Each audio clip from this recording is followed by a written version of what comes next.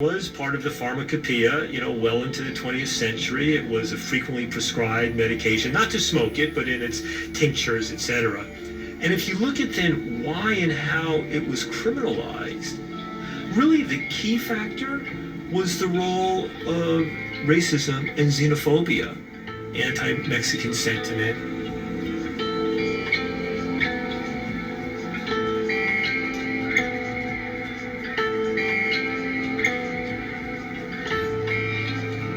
People often point their finger at Harry Anslinger, who was the founder, the first head of the Federal Bureau of Narcotics. But in fact, he didn't start off being an anti-marijuana ideologue. It was really as the 30s progressed that he began to see the political opportunity in this. The Marijuana Tax Act of 1937 is basically a prohibition law.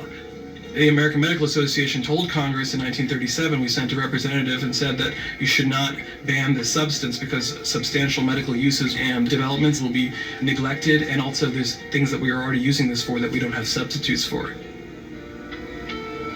Is this a medicine? Cannabis has been a medicine for 3,000 years. It only hasn't been a medicine in this country for 70 years. I think it's a medicine.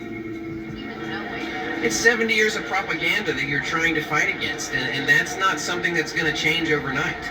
I mean, honestly, a lot of people look at me and say, really, you would have given your 7-year-old child marijuana? And with what I know now, absolutely.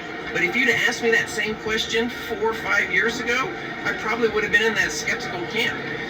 Unfortunately, the parents know a lot more about this than the doctors do, because when you become so desperate that you're willing to try anything, you learn.